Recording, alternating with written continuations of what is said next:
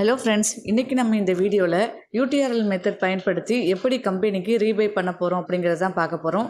நம்மளுடைய டவுன்லைன் ஒருத்தவங்களோட ஐடியா தான் இன்றைக்கி நான் வந்து யூடிஆர்எல் மெத்தடில் வந்து ரீபை பண்ண போகிறேன். ஸோ அதை தான் இப்போ நம்ம பார்க்க போகிறோம். ஃப்ரெண்ட்ஸ், நம்ம வாரத்தில் சாட்டர்டே சண்டே மட்டும் தான் நம்ம வந்து ரீபை பண்ண முடியும். அப்போ தான் இந்த ஆப்ஷனுமே ஓப்பன் ஆகும். அது வரையுமே நம்மளுக்கு ரீபை பண்ணுற ஆப்ஷன் ஃபர்ஸ்ட் ஆஃப் ஆல் நம்மளுக்கு ஓப்பன் ஆகாது. சரி, ஓகே, இப்போ எப்படி நம்ம வந்து ரீபை பண்ணுறதுன்னு பார்க்கலாம்.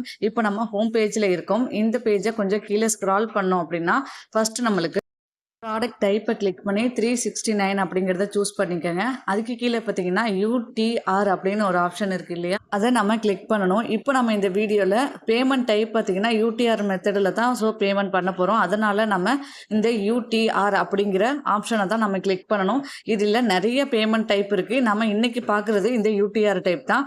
ஓகே, இப்போ நான் அந்த யூடிஆர் டைப்பை வந்து கிளிக் பண்ணிக்கிறேன்.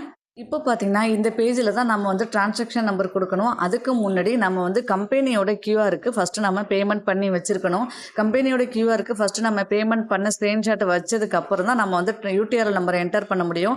ஸோ நம்ம டவுன்லைன் ஒருத்தங்க கம்பெனிக்கு 369 ரூபா பேமெண்ட் வந்து பேமெண்ட் பண்ணிட்டாங்க.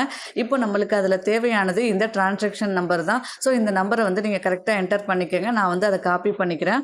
ஒன்ஸ் நான் வந்து மறுபடியும் நம்ம வேலெட்டுக்குள்ளே வந்துட்டு அந்த யூடிஆர் நம்பர் அப்படிங்கிற இடத்துல அதை கொடுக்கணும். ஓகே, இப்போ நான் வந்து யூடிஆரை கிளிக் பண்ணிட்டேன். இப்போ யூடிஆர்எல் நம்பர் கொடுக்குறோம் இல்லையா, ரெஃபரன்ஸ் நம்பர், அதை நான் வந்து காப்பி பண்ணி வச்சுருந்தேன். அதை நான் இப்போ பேஸ்ட் பண்ணிக்கிறேன். அப்புறம் பேமெண்ட் டேட் பார்த்தீங்கன்னா இன்றைக்குள்ள டேட் தான் டிஃபால்ட்டாக இருக்கும். ஸோ இன்றைக்கி தான் நீங்கள் பேமெண்ட் பண்ணுறீங்க அப்படின்னா செட் அப்படிங்கிறத கொடுத்துக்குங்க.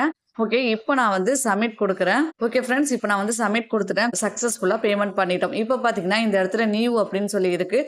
ஸோ இந்த மாதிரி இருக்குது அப்படின்னா கம்பெனிக்கு நம்ம கரெக்டாக ரீபை பண்ணிட்டோம்னு அர்த்தம்.